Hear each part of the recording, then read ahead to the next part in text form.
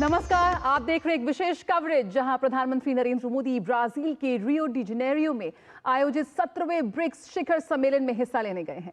BRICS अब केवल 11 देशों का समूह नहीं बल्कि ग्लोबल साउथ की आवाज बनता जा रहा है। वैश्विक आर्थिक सामरिक संतुलन को नया आकार देने वाला मंच। इस शिखर सम्मेलन के दौरान प्रधानमंत्री मोदी की राष्ट्रपति लूला दा सिल्वा समेत कई देशों के नेताओं के साथ द्विपक्षीय बैठकों की संभावना है। इस शिखर सम्मेलन के दौरान कई देशों के नेताओं के साथ द्विपक्षीय बैठक वो करते हुए नजर आएंगे। इस यात्रा में पीएम मोदी के साथ द्विपक्षीय वार्ताओं में भी शामिल होंगे, जिसमें व्यापार, रक्षा, ऊर्जा, अंतरिक्ष, तकनीक, कृषि और स्वास्थ्य जैसे व्यापक क्षेत्र शामिल हैं। मैं हूं जया सिन्हा और मेरे साथ हैं आर्येंद्र। शुक्रिया जया। नमस्कार दर्शकों, निश्चित तौर से ये अपने आप में बेहद महत्वपूर्ण मौका, जब 5 देशों की यात्रा का ये चौथा पड़ाव ब्राजील, जहां पर 17वें ब्रिक्स शिखर सम्मेलन के वैश्विक मंच पर प्रधानमंत्री नरेंद्र मोदी की मौजूदगी और ग्लोबल साउथ की मुखर आवाज के तौर पर भारत की ओर से पक्ष रखते नजर आएंगे प्रधानमंत्री मोदी, क्योंकि तमाम जो वैश्विक चुनौतियां हैं, बट उसके वैश्विक चुनौतियों के समाधान क्या है, ये भारत कई वर्षों से एक रास्ता दिखाता हुआ दुनिया को नजर आ रहा है। उसी प्रकार की पहल अपने आप में साफ तौर से दिखाई पड़ेगी। तो किस तरीके से प्रधानमंत्री का ब्रिक्स के मंच से संबोधन है, तमाम जो उनके सेशंस होंगे उसमें इंटरवेंशंस होगा, इन तमाम चीजों का जिक्र हम करते हुए नजर आएंगे। इस वक्त जो तस्वीरें आप आ रही है इस वक्त वेन्यू से, जहां पे ब्रिक्स शिखर सम्मेलन हो रहा है, वहां प्रधानमंत्री नरेंद्र मोदी पहुंच चुके हैं। उसकी तस्वीरें भी हम आपको दिखा रहे हैं कि प्रधानमंत्री नरेंद्र मोदी पहुंचे, और ये तस्वीरें उस वक्त की जब वो होटल पहुंचे प्रधानमंत्री नरेंद्र मोदी ब्राजील में, वहां पे उनका तमाम भारतवंशियों ने स्वागत किया। उस वक्त की ये तस्वीरें हैं और बड़ी संख्या में भारतवंशी मौजूद थे। और जया, अपने आप में जैसा हम हर देश में देखते हैं कि प्रधानमंत्री के स्वागत के लिए बड़ी संख्या में भारतवंशी आते हैं, और यहाँ पर भी वो तस्वीरें देखने बिल्कुल बहुत गर्मजोशी से यहाँ पे प्रधानमंत्री का स्वागत किया है। प्रधानमंत्री जब भी जाते हैं तो वहाँ मौजूद भारतवंशी उनसे मिलने पहुंचते हैं, बच्चे, बूढ़े, जवान सब वहाँ पहुंचते हैं। और ये तस्वीरें इस वक्त आप देख रहे हैं जो कि ब्रिक्स शिखर सम्मेलन के स्थल पर प्रधानमंत्री नरेंद्र मोदी पहुंचे हैं, और यहां पर ब्रिक्स शिखर सम्मेलन में भारत की ओर से प्रधानमंत्री नरेंद्र मोदी की मौजूदगी, और ब्राजील इस वक्त ब्रिक्स का मेजबान है। वहां के राष्ट्रपति लूला डी सिल्वा प्रधानमंत्री नरेंद्र मोदी का स्वागत करते हुए दोनों ही नेताओं ने गर्मजोशी के साथ एक दूसरे से मुलाकात की है, गले मिले हैं, और ये अपने आप में दोनों नेताओं की पर्सनल केमिस्ट्री के साथ दोनों देशों की बढ़ती दोस्ती के नए आयामों को दिखाता है। और बेहद महत्वपूर्ण, भले ही जया भाषा का अंतर हो, लेकिन बात आगे बढ़ेगी, ये निश्चित तौर से दिखाई पड़ रहा है। तो भाषा कोई बाधा नहीं है यहाँ पे। बिल्कुल, और ये जो तस्वीरें हैं, जिस तरह से प्रेसिडेंट लूला उनसे मिले हैं, ये गर्मजोशी, मुस्कुराहट हम पहले भी देख चुके हैं कई मंचों पर। यकीनन प्रधानमंत्री मोदी का जो कनेक्ट है, जो उनका व्यक्तित्व है, जिस तरह का विजन उनका है, दुनिया के तमाम शीर्ष नेता उनसे एकदम सहृदय जुड़ते हुए नजर आते हैं। और यही वो दोस्ती है, यही वो केमिस्ट्री है जो दोनों देशों के रिश्तों को, संबंधों को नए आयाम देती है, इसे और मजबूती प्रदान करती है। और ब्रिक्स के पीछे आप देख सकते हैं कि उगता हुआ सूरज की एक तस्वीर दिखाई पड़ रही है। तो निश्चित तौर से दुनिया में उभरती हुई जो एक मंच है अपने आप में, उस लिहाज से ब्रिक्स अपनी मौजूदगी दर्ज कराता हुआ दिखाई पड़ रहा है। और हम जानते हैं कि अगले वर्ष भारत की अध्यक्षता होगी ब्रिक्स में।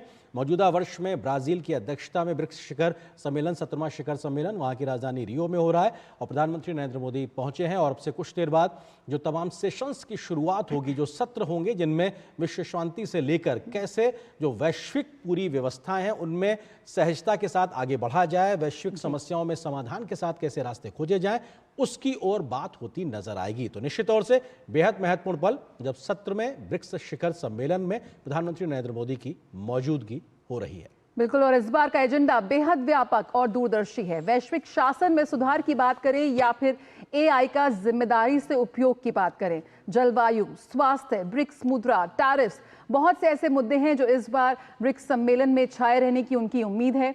भारत और ब्राजील के बीच गहराते रणनीतिक संबंधों पर भी हम बात करेंगे, चर्चा करेंगे, और उस पर भी होगी हमारी खास पेशकश। किस तरह से ब्रिक्स विश्व व्यवस्था में एक नया अध्याय रचने को तैयार है, इसी की एक शुरुआत यहाँ पे हो चुकी है, इसी की एक शुरुआती तस्वीर इस वक्त हम देख सकते हैं।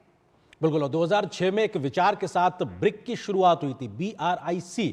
2010 में साउथ अफ्रीका जोड़ा तो ब्रिक्स हो गया। उसके बाद 2023 और 24 और 25 ऐसे वर्ष रहे हैं जब ये विस्तारित समूह हुआ है। ब्रिक्स अब 11 पूर्णकालिक सदस्य देशों के साथ में अपनी मौजूदगी दर्ज करा रहा है, और हम जानते हैं किस प्रकार से पिछले वर्ष 6 देशों को ब्रिक्स की सदस्यता दी गई है, जबकि 10 देश पार्टनर देश के तौर पर अपनी मौजूदगी दर्ज करा रहे हैं। तो अपने आप में बेहद महत्वपूर्ण ऐसा मंच, डिफरेंट अलग अलग क्षेत्रों के तमाम देश इस मंच पर मौजूदगी के साथ में विश्व अर्थव्यवस्था के लिहाज से अगर बात की जाए तो अपनी मौजूदगी दिखा रहे हैं। 40% से ज़्यादा वैश्विक जीडीपी ब्रिक्स के द्वारा प्रतिनिधित्व की जाती है। लगभग 26% वैश्विक ट्रेड जो है वो ब्रिक्स के माध्यम से प्रतिनिधित्व दिखाई पड़ता है, जबकि लगभग 49 और 50% आबादी इन ब्रिक्स देशों के माध्यम से दुनिया में दिखाई पड़ती है। तो अपने आप में एक ऐसा मंच जो विश्व व्यवस्थाओं में एक बहुत बड़ा प्रतिनिधित्व करता है, और लगातार इसका विस्तार होना या नए सदस्यों का जुड़ना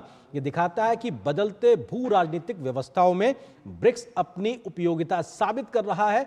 तमाम देश इसके साथ जुड़ना चाहते हैं और इस मंच के माध्यम से वैश्विक व्यवस्थाओं में सुधार की एक बड़ी पहल को आगे बढ़ाने को तत्पर है।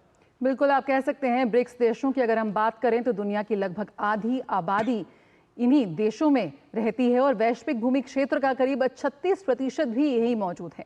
और वैश्विक आर्थिक उत्पादन का 1/4 हिस्सा ये ब्रिक्स देश दर्शाते हैं। यकीनन ये समूह खुद को वैश्विक दक्षिण के देशों के बीच सहयोग के लिए एक बहुत ही शानदार और सशक्त मंच के रूप में प्रस्तुत कर रहा है और अग्रणी पश्चिमी आर्थिक शक्तियों से मिलकर बने ग्रुप G7 के एक प्रतिकार के रूप में भी इसे देखता है। यकीनन प्रधानमंत्री की इसमें मौजूदगी कई नए आयाम इसमें ऐड करती हुई दिखती है और दुनिया के बाकी देशों को भी एक संदेश जरूर इस मंच से जाएगा। बिल्कुल जय, और निश्चित तौर से अगर प्रधानमंत्री मोदी जब 2014 से इस ब्रिक्स के मंच में शामिल होते रहे हैं, उन्होंने तमाम ऐसी पहल की हैं भारत की ओर से, ऐसे समाधान को खोजने और रखने की बात की है जो सदस्य देशों ही नहीं बल्कि पूरी वैश्विक व्यवस्था को बेहतर तरीके से आगे बढ़ाने में मददगार हो सकती है। उनका एक सुझाव रहा है इस बात को लेकर कि UN जैसी जो वैश्विक संस्थाएं हैं उनका रिफॉर्म भी हो और वो तय समय सीमा के अंदर हो, जो व्यवहारिक जरूरतें हैं वो बदलाव होना चाहिए। भारत का पक्ष लगातार रहा है। इसी प्रकार से ब्रिक्स का जो विस्तार है वो आम सहमति के साथ हो और इस दिशा में आम सहमति से ब्रिक्स के सदस्य देशों को जोड़ने का प्रक्रिया तेजी से आगे बढ़े। साथ ही साथ ब्रिक्स के माध्यम से ऐसा कोई संदेश ना जाए जो वैश्विक ध्रुवीकरण को बढ़ावा दे, बल्कि एकता का संदेश दे, ऐसी अपील भारत और प्रधानमंत्री मोदी लगातार करते रहे हैं। इसी प्रकार से जो भारत की अपनी क्षमताएं हैं, जो भारत की तमाम क्षेत्रों में अपनी महारत है, उसका सहयोग भारत लगातार प्रधानमंत्री मोदी के नेतृत्व में सदस्य देशों के साथ करता रहा है। चाहे वो डिजिटल वर्ल्ड की लिहाज से बात हो, DPI की पेशकश हो, इसके अलावा स्पेस एक्सप्लोरेशन कंसोर्टियम का बनाने का प्रस्ताव हो, किस प्रकार से तमाम जो सदस्य देश हैं उनके यहाँ जो मानव कौशल है यानी कि ह्यूमन रिसोर्स है उसकी मैपिंग की जाए, उनकी स्किलिंग अप स्किलिंग करके उनको एक दूसरे के देशों में मोबिलिटी को बढ़ावा दिया जाए। ये प्रधानमंत्री मोदी की सोच रही है, वो लगातार इस प्रकार के सुझाव देते रहे। तो इसी तरीके से जो तमाम भारत की पहल की गई है, इंटरनेशनल सोलर अलायंस हो, बिग कैट अलायंस हो, इसके अलावा जो ग्लोबल बायोफील्ड जैसे जो संस्थान भारत की पहल पर शुरू हुए हैं, इन सब में तमाम सदस्य देशों को कैसे जोड़ा जाए और मिलकर इस दिशा में आगे बढ़ा जाए, ये प्रधानमंत्री मोदी लगातार इस प्रकार के मंच से बातों को रखते रहे। जय बिल्कुल, और अगर हम बता दें कि यहाँ पर प्रधानमंत्री नरेंद्र मोदी की ये चौथी यात्रा है ब्राजील की, और किस तरह से ब्रिक्स एक विकासशील देशों के संगठन के रूप में लगातार जो अपनी मौजूदगी है वो दर्ज करा रहा है। ब्रिक्स मूल रूप से अगर हम बात करें तो उभरती अर्थव्यवस्थाओं का एक समूह है और किस तरह से मौजूदा वैश्विक परिदृश्य में ब्रिक्स अपनी अहमियत यहाँ पर जताता नजर आएगा, उसकी भी एक झलक देखेंगे हम इस ब्रिक्स सम्मेलन के दौरान। बिल्कुल, तो आपने जिस बात का जिक्र किया, ये चौथी ब्राजील की यात्रा है प्रधानमंत्री नरेंद्र मोदी की। 2 बार वो ब्रिक्स शिखर सम्मेलन में, एक बार G20 शिखर सम्मेलन में शामिल होने के लिए गए थे। ये चौथा मौका है जब वो पहुंचे हुए हैं इस वक्त ब्राजील में। 5 देशों की यात्रा का चौथा अहम पड़ाव, और प्रधानमंत्री मोदी की मौजूदगी अब ब्रिक्स में किस प्रकार का भारत की ओर से संदेश रखा जाएगा, ये देखना दिलचस्प होगा। लेकिन 5 देशों की यात्रा के चौथे चरण में प्रधानमंत्री नरेंद्र मोदी ब्राजील के इस वक्त दौरे पे हैं। PM Modi Rio de Janeiro में आयोजित सत्र में ब्रिक्स शिखर सम्मेलन में अब हिस्सा ले रहे हैं। इसमें वैश्विक शासन सुधार, जलवायु परिवर्तन, चुनौतियां, आर्टिफिशियल इंटेलिजेंस सहित अन्य मुद्दों पर विस्तार से चर्चा होने की संभावना है। कहा जाए ये एजेंडे में है। सम्मेलन के बाद प्रधानमंत्री मोदी ब्राजील के राष्ट्रपति लुइस इनालिसो लूला डी सिल्वा के साथ द्विपक्षीय बैठक भी करेंगे, जिसमें कई महत्वपूर्ण समझौते होने की भी संभावना जताई जा रही है।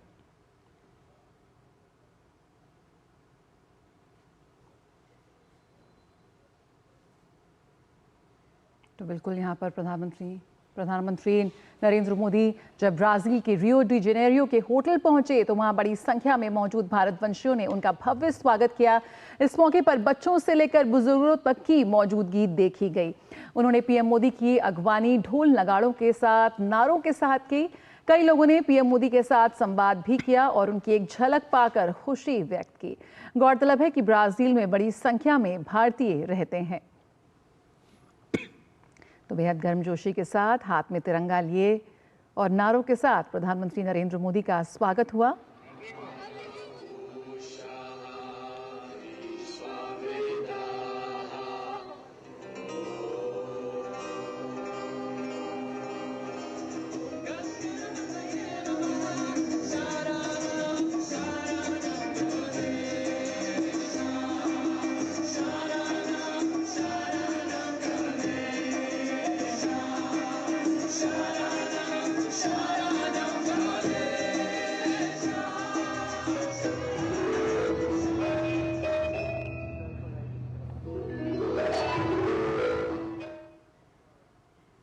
तो ऑपरेशन सिंदूर पर कलाकारों ने एक मनमोहक प्रस्तुति पेश की, जिसकी पीएम मोदी ने सराहना की।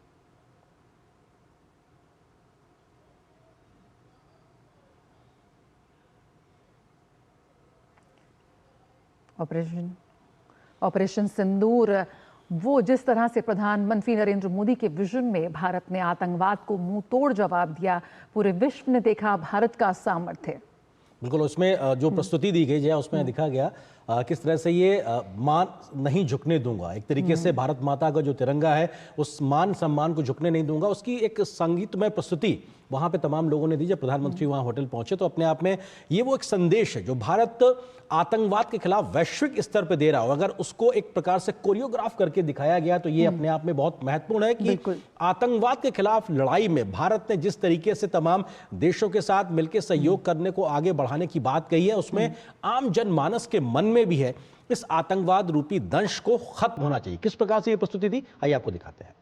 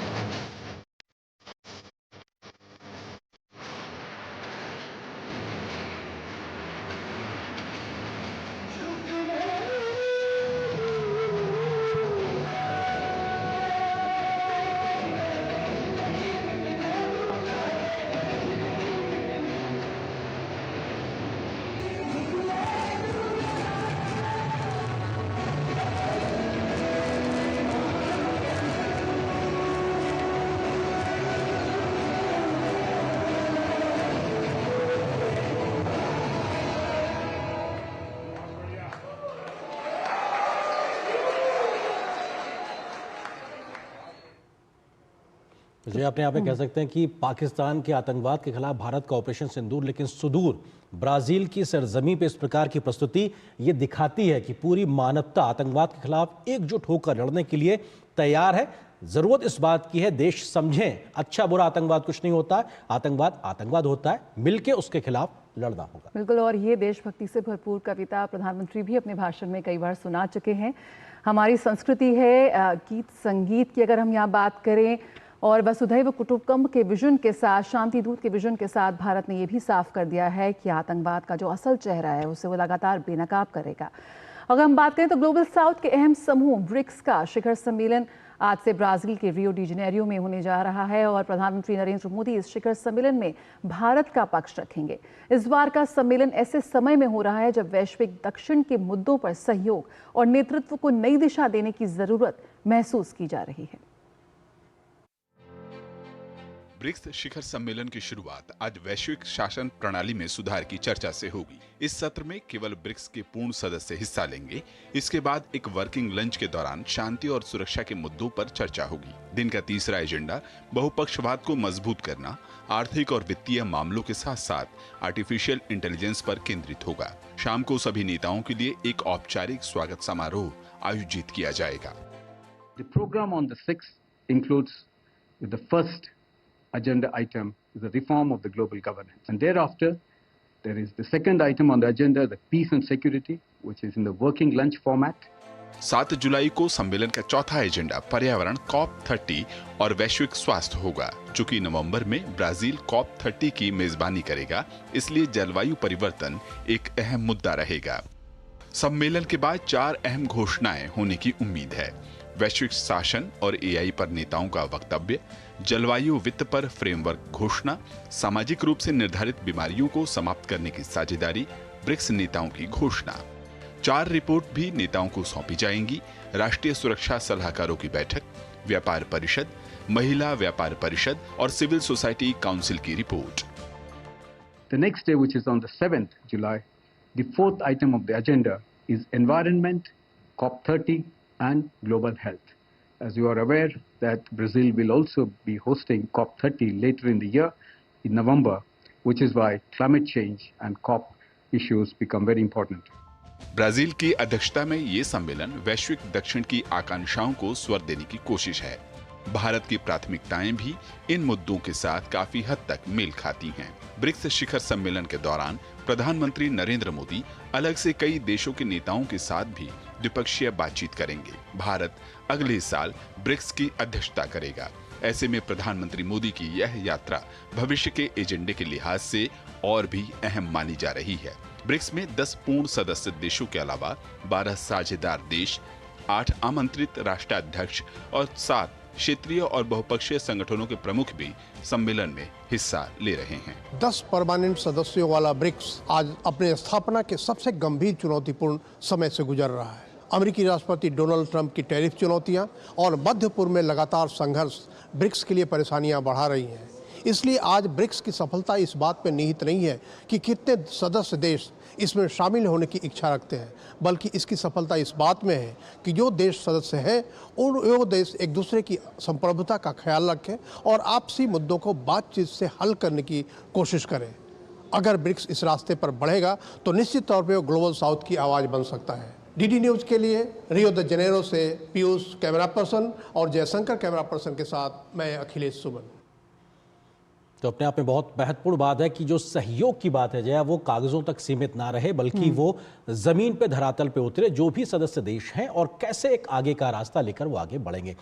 कैसे खास है 17वां ब्रिक्स शिखर सम्मेलन भारत के नजरिए से, दुनिया के नजरिए से? इस विषय पे 2 खास मेहमान हमारे साथ जुड़े हुए हैं बातचीत करने के लिए। हमारे साथ मौजूद हैं एम्बेसडर अनिल वाधवा जी, जो कि पूर्व वरिष्ठ राजनयिक हैं। इसके अलावा गुलशन सचदेवा जी हैं, जो कि school of international studies JNU Delhi से हमारे साथ जुड़े हुए हैं। आप दोनों के साथ में हम बातचीत करेंगे, विस्तार से समझने की कोशिश करेंगे कि आखिर क्या है मायने मौजूदा ब्रिक्स समिट के। लेकिन उससे पहले एक छोटे से ब्रेक के लिए रुकते हैं।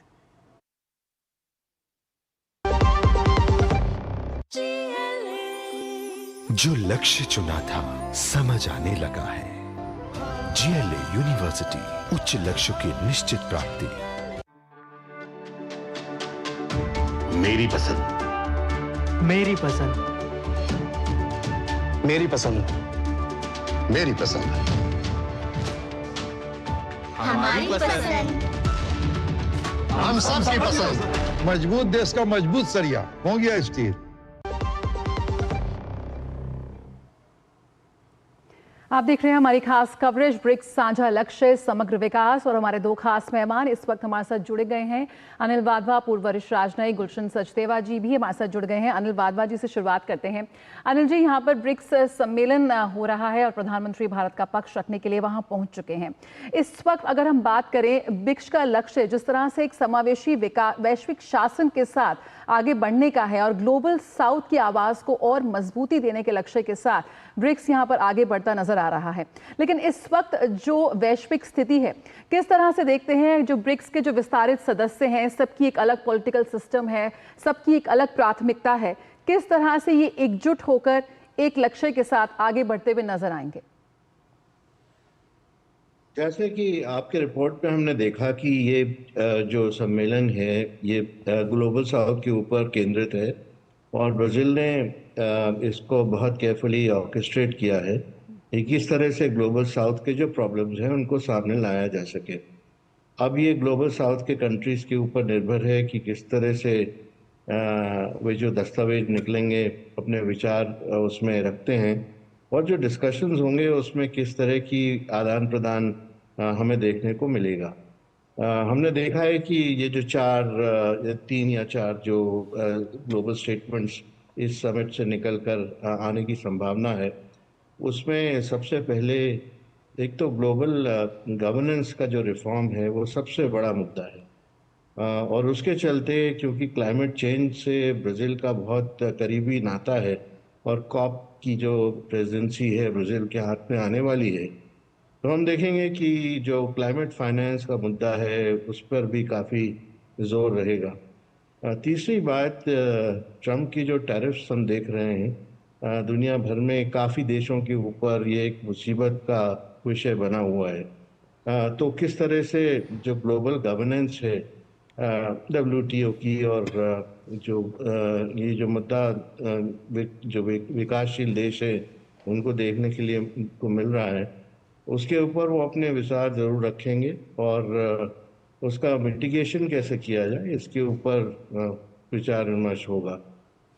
और आखिरी मुद्दा जो मेरे हिसाब से बहुत इम्पोर्टेंट है वो जो ग्लोबल फाइनेंशियल इंस्टीट्यूशंस हैं, क्योंकि आगे चलकर जब तक ग्लोबल फाइनेंशियल इंस्टीट्यूशन में ग्लोबल साउथ को अपनी अब कहने के लिए जो वॉइस जिसको हम बोलते हैं जी, अगर वो बुलंद ना हो तो वो रिफॉर्म हमें आगे देखने को नहीं मिल सकता। उसके लिए बहुत ज़रूरी है कि जो दस्तावेज इस समिट से निकल कर आते हैं उसमें ये स्पष्ट किया जाए कि जो रिफॉर्म का मुद्दा है वो ग्लोबल गवर्नेंस के साथ साथ जो फाइनेंशियल इंस्टीट्यूशन है उसमें भी होना चाहिए। बिल्कुल, बहुत महत्वपूर्ण चीज़ें आपने कही कि जो वक्त की ज़रूरत है उन बदलाव के साथ में आगे बढ़ना होगा। प्रोफेसर सचदेवा जी, क्योंकि जिस प्रकार के जियोपॉलिटिकल सिनेरियो हैं बीते कुछ वर्षों से, उसमें ब्रिक्स ने अपने रेलेवेंस को प्रूव किया है। उसका एक बड़ा उदाहरण ये है कि नए सदस्यों का जुड़ना, तो मौजूदा जियोपॉलिटिकल सिनेरियो के लिहाज से अगर देखा जाए तो उस मोमेंटम को बनाए रखना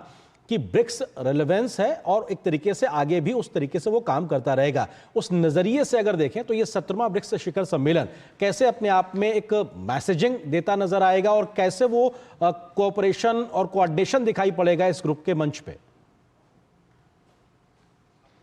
सही कहा। एक तो ये है कि जैसे आपने अपनी रिपोर्ट में बताया और एम्बेसडर साहब ने बताया कि किस तरीके से जो ब्रिक्स है उसकी महत्ता, उसकी इम्पोर्टेंस बढ़ती जा रही है और ख़ास तौर से जो नैरेटिव है ग्लोबल साउथ का उसके कॉन्टेक्स्ट में, और कैसे ब्रिक्स दिखाने की कोशिश कर रहा है कि वो ग्लोबल साउथ को रिप्रेजेंट करता है, ग्लोबल साउथ के बारे में बात करता है जी।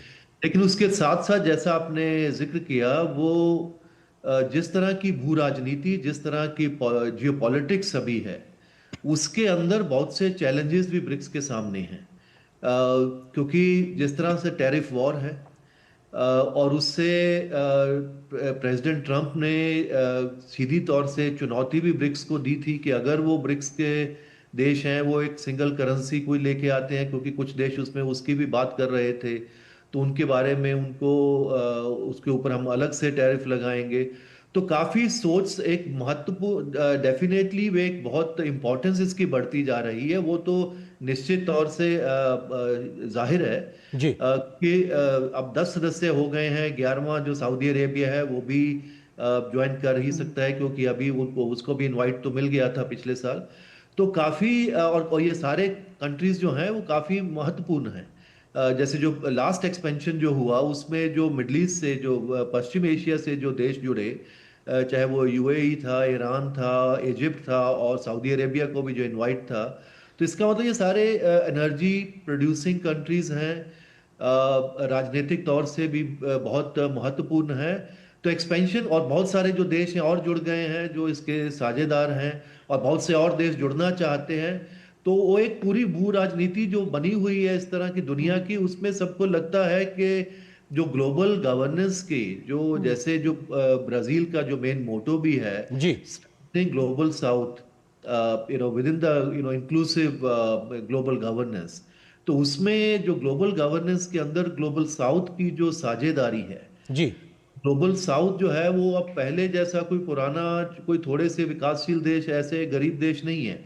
ये जो देश हम ब्रिक्स में देख रहे हैं और जो ब्रिक्स के अंदर जुड़ना चाहते हैं जो देश, वो बड़े बड़े देश हैं। वो आर्थिक तौर से, राजनीतिक तौर से, इंटेलेक्चुअल तौर से भी, और सब तकनीकी तौर से भी वो बहुत अच्छे बड़े बड़े देश हैं। तो वो एक बड़ी चुनौती दे सकते हैं जो अभी जो ग्लोबल गवर्नेंस के जो सिचुएशन है उसके अंदर ये बात भी है, क्योंकि एक सबसे बड़ी चुनौती ब्रिक्स के अंदर ये भी है क्योंकि जो देश हैं उनके आपस में भी कुछ मतभेद है। हम जानते हैं भारत और चीन के अंदर भी कुछ चिंताएं हैं, लेकिन उसके बावजूद भी हम काफी अच्छे तरीके से ब्रिक्स के अंदर मुझे लगता है काम हो रहा है।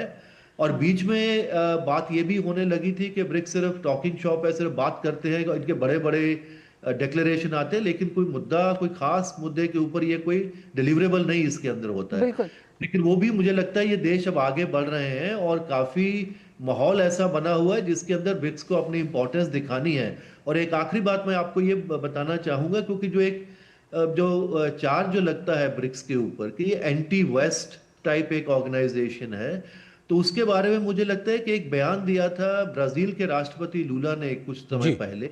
तो उन्होंने कहा था कि हम किसी के एंटी नहीं हैं, हम एंटी वेस्ट नहीं है, हम एंटी अमेरिका नहीं है, हम एंटी G7 नहीं है। हम कुछ देश हैं, हम आपस में मिलजुल के अपने बारे में अपने आप को ऑर्गेनाइज कुछ चीजों को करना चाहते हैं, इसके किसी को कोई चिंता नहीं होनी चाहिए।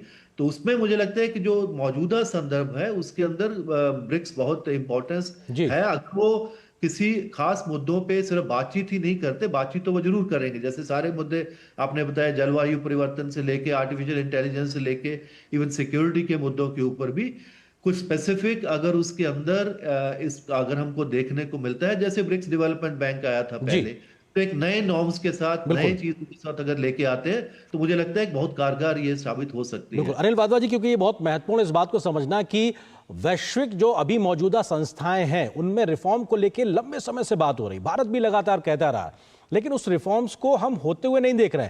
ऐसे में अलग प्रकार के ग्रुप के माध्यम से वैश्विक व्यवस्थाओं में व्यवहारिक समाधान का रास्ता देना क्या एक बड़ा संदेश देने के लिहाज से ब्रिक्स उस काम को बेहतरी से कर रहा है, और उसमें और क्या और बेहतरी के माध्यम से आगे बढ़ा जा सकता है? अनिल वाधवा जी। देखिए, जहां तक ब्रिक्स का सवाल है, ये काफी डिस्पैरेट ग्रुप है, लेकिन G20 जो है उसमें भी कई ऐसे देश हैं जो ब्रिक्स में भी सम्मिलित हैं। और अगले साल जो G20 की मीटिंग है उसकी मेजबानी यूनाइटेड स्टेट्स करेगा, और यूनाइटेड स्टेट्स में जो मेजर फाइनेंशियल इंस्टीट्यूशन हैं वो यूनाइटेड स्टेट्स में लोकेटेड है। अगर रिफॉर्म की बात आती है और ब्रिक्स के कंट्रीज जो हैं, अगर वो इस रिफॉर्म के बारे में अपने दस्तावेज में ये बात रखते हैं तो निश्चित है कि G20 में इसका जिक्र जरूर आएगा। और यूनाइटेड स्टेट्स में जो मीटिंग होगी जिसका चेयरमैनशिप अमेरिका के पास है, तो जो IMF है और जो वर्ल्ड बैंक है, ऐसे जो इंस्टीट्यूशंस हैं, उसमें ये जो रिकमेंडेशंस हैं ये बहुत अहम रहेगी। पहली बात तो वो है। दूसरी बात, भारत जो है वो ब्रिक्स की मेजबानी करेगा अगली बार, और भारत ये चाहेगा कि जो डेवलपमेंट फाइनेंस के जो मुद्दे हैं उनके ऊपर जोर दिया जाए। क्लाइमेट फाइनेंस जिसके ऊपर एक आम सहमति बनी है इस बार समिट में, और एक दस्तावेज भी निकल रहा है जिसमें सभी देश सहमत हैं, वो बहुत ही इम्पोर्टेंट एक डॉक्यूमेंट है। और आगे चलकर जो फाइनेंशियल इंस्टीट्यूशंस हैं जो लेंडिंग करते हैं क्लाइमेट के लिए, उनके लिए ये दस्तावेज भी बहुत इम्पोर्टेंट होगा। तीसरी बात जो टेररिज्म के ऊपर बात है जिसमें भारत पहल कर रहा है, और मुझे लगता है कि इस बार इस कम्युनिके में जो जॉइंट कम्युनिके निकलेगा उसमें ज़रूर टेररिज्म और पहलगाम के ऊपर बहुत एम्फोसिस रहेगा, क्योंकि भारत ने बहुत कोशिश करी है कि इस बार ब्रिक्स के जो समिट है उसमें ये मुद्दा तेजी से उठे। और चौथी बात जो पीस और सिक्योरिटी की बात है, हम देख रहे हैं कि दुनिया भर में जैसे कि मिडल ईस्ट है, यूक्रेन है और रशिया है, ये सब जो वॉर्स हैं वो अभी तक चली जा रही हैं जी। उसके ऊपर जो ब्रिक्स की कंट्रीज हैं उनको इससे काफ़ी तकलीफ है, और वो ज़रूर इस बात के ऊपर अपने पक्ष रखेंगे, और उससे जो बातचीत चल रही है इसको सुलझाने के लिए उसके ऊपर थोड़ा बहुत प्रेशर ज़रूर पड़ेगा। तो मुझे लगता है कि ब्रिक्स जो है उसका अपना एक इन्फ्लुएंस है, जो ग्लोबल गवर्नेंस है जी, और उसकी एक अपनी इम्पोर्टेंस है। बिल्कुल, एक अपनी इंपॉर्टेंस है। ग्लोबल गवर्नेंस में कैसे सुधार वक्त की जरूरत है, इस पे भारत का लगातार कहीं ना कहीं फोकस बना रहा। आप दोनों मेहमानों से गुजारिश है हमारे साथ बने रहिए। लेकिन ब्रिक्स समूह क्या है, किस प्रकार से ये अभी तक एक शेप लेता हुआ दिखाई पड़ रहा है, क्या कुछ इसके तथ्य और आंकड़े, इसको विस्तार से समझने के लिए चलते हैं हमारी सहयोगी जिया के पास। बिल्कुल, तो यहाँ पे कई महत्वपूर्ण मुद्दे हैं जिसको लेकर ब्रिक्स सम्मेलन यहाँ पर हो रहा है। लेकिन क्या है ब्रिक्स, आइए आपको समझाने की कोशिश करते हैं एक बार फिर सरल भाषा में। तो विकासशील देशों का एक संगठन। ब्रिक्स मूल रूप से उभरती अर्थव्यवस्थाओं का एक समूह जिसका लक्ष्य वैश्विक निर्णय प्रक्रिया में विकासशील देशों की आवाज को मजबूत करना है। और कब हुई थी इसकी शुरुआत? 2006 में अगर बात करें तो 2006 में ब्रिक्स की नींव रखी गई। ब्राजील, रूस, भारत और चीन ने 2006 में पहला सम्मेलन किया जिसमें सहयोग, विकास और बहुपक्षीयता को लेकर अपना साझा दृष्टिकोण अपनाया गया। और 2010 में दक्षिण अफ्रीका भी इसके साथ जुड़ गया। अगर हम आगे बात करेंगे, सदस्यों की बात करें तो ब्राजील, रूस और हम बात करें भारत, दक्षिण अफ्रीका, चीन है इसके संस्थापक सदस्य। और इन 5 देशों ने मिलकर ब्रिक्स को एक समन्वित मंच बनाया जहां आर्थिक विकास, वैश्विक सुधार और सहयोग पर यहां पर जोर दिया गया। अगर हम बात करें इसके विस्तार की तो 2024 में इसका विस्तार हुआ और 6 नए देश इसमें शामिल हुए, जिसमें मिस्र, इथोपिया, ईरान और यूएई जैसे देश इसमें शामिल हुए। साथ ही इंडोनेशिया जैसे 6 सदस्य देशों को इसमें शामिल किया गया। आपको बता दें कि इसके विस्तार के साथ कहीं ना कहीं इसका जो एजेंडा था वो भी विस्तार हुआ। और अब विस्तारित ब्रिक्स समूह की बात करें तो इसमें 11 सदस्य देश शामिल, यानी कि ब्रिक्स एक बृहद मंच बन चुका है जिसमें दुनिया के विभिन्न क्षेत्रों के 11 देश शामिल हो चुके हैं जो वैश्विक दक्षिण यानी कि ग्लोबल साउथ की आवाज को और शक्तिशाली बनाते हैं। और ब्रिक्स की बात करें तो ब्रिक्स में अगर हम इसके पार्टनर देशों की बात करें तो 12 पार्टनर देश भी इससे जुड़ गए हैं। 12 सहयोगियों को ब्रिक्स ने अपने साथ जोड़ा है जो पूर्ण सदस्य नहीं है लेकिन नीति और कार्यक्रमों में भागीदार रहते हैं। और ये देश ब्रिक्स की आउटर सर्कल डिप्लोमेसी को दर्शाते हुए नजर आते हैं। इतने वृहद मंच की अगर हम बात करें तो करीब 49% वैश्विक आबादी का प्रतिनिधित्व करते हैं ब्रिक्स देश, जिसकी कह सकते हैं कि कुल जनसंख्या लगभग 3.9 अरब है, जो दुनिया की कुल आबादी का लगभग 49% है। यानी कि ये इससे सबसे बड़ा जनप्रतिनिधि मंच बनता है। अब बात कर लेते हैं जीडीपी की, तो 40% वैश्विक जीडीपी का प्रतिनिधित्व करते हैं जीडीपी देश। ये ब्रिक्स देश कह सकते हैं कुल अर्थव्यवस्था का कि लगभग 40% है, जो इसे G7 की बराबरी का आर्थिक मंच बनाता है। बात करें व्यापार की तो 26% वैश्विक ट्रेड का प्रतिनिधित्व भी ब्रिक्स देश करते हुए नजर आते हैं, यानी 1/4 से अधिक इंटरनेशनल ट्रेड इन्हीं देशों के जरिए होता है। अगर आप बात करें ब्रिक्स सम्मेलन की एजेंडे की तो इसमें इस बार क्या खास नजर आएगा? बात करें तो ग्लोबल साउथ की मजबूती, विकासशील देशों की सामूहिक आवाज और नेतृत्व को सशक्त बनाना पहला एजेंडा। वैश्विक शासन में सुधार, यूएनएससी, आईएमएफ जैसे संस्थानों में प्रतिनिधित्व का पुनर्गठन करना। और भू राजनीतिक महत्व का जिक्र कर लेते हैं तो पोलराइजेशन के बीच संतुलनकारी वैश्विक शक्ति के रूप में अपनी मौजूदगी दर्ज कराना। द्विपक्षीय संबंधों को मजबूती मिलना, कई बायलैटरल्स यहां पर प्लान किए गए हैं, तो ऐसे में ब्रिक्स मंच पर सदस्य देशों के बीच कैसे रणनीतिक साझेदारी को बढ़ावा मिलेगा वो भी हम देखेंगे। आतंकवाद भारत का अहम एजेंडा, कैसे आतंकवाद के खिलाफ भेदभाव रहित वैश्विक रुख की यहां पर वकालत लगातार भारत कर रहा है और उसको इस मंच पर रखता नजर आएगा। शांति और सुरक्षा की बात करें तो किस तरह के क्षेत्रीय संघर्ष इस वक्त हैं, कैसे एक शांतिपूर्ण संवाद से उसे सुलझाने की एक प्रक्रिया हो सकती है, उसे भी यहां प्राथमिकता मिलती नजर आएगी। एआई का जिम्मेदार उपयोग, कैसे एआई के नैतिक और सुरक्षित इस्तेमाल को हम कर सकते हैं, उस पर इस पे जोर रहेगा। जलवायु परिवर्तन, वैश्विक स्वास्थ्य, ये अहम मुद्दे हैं इस वक्त। कैसे हरित ऊर्जा और टिकाऊ विकास को हम एक सामूहिक रूप से बढ़ावा दे सकते हैं। जो स्वास्थ्य प्रणाली है यानी कि वैक्सीन सहयोग और आयुष मॉडल पर कैसे साझेदारी बढ़ सकती है वो भी हम देखते नजर आएंगे। आर्थिक सहयोग, कैसे व्यापार की बात करें, निवेश और टिकाऊ विकास के लिए हम एक साझा रणनीति बना सकते हैं।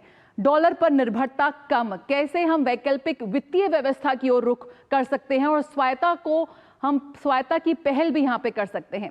ब्रिक्स मुद्रा बनाना, साझा मुद्रा की संभावना पर विचार, लगातार इस पे बात हो रही है, लेकिन कैसे वैश्विक वित्त में एक नया विकल्प बन सकता है ये इस बार देखने की बात होगी।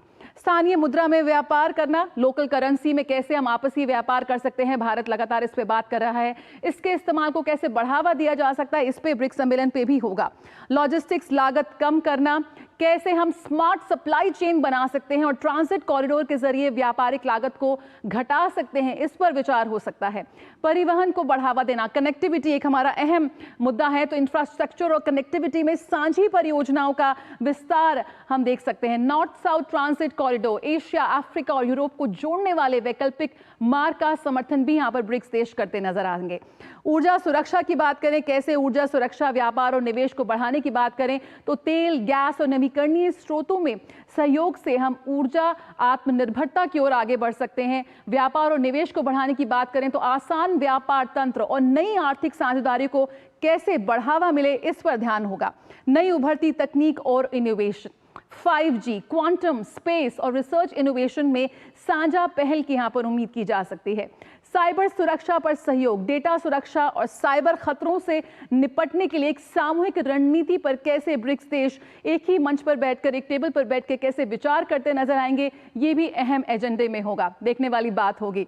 तो ब्रिक्स पर लगातार हमारी ये स्पेशल कवरेज जारी रहेगी, मुद्दे और भी हैं, सवाल कई हैं, तो बने रहिए हमारे साथ। हमारे खास मेहमान भी जुड़े हुए हैं, जल्द हाजिर होते हैं इस छोटे से ब्रेक के बाद।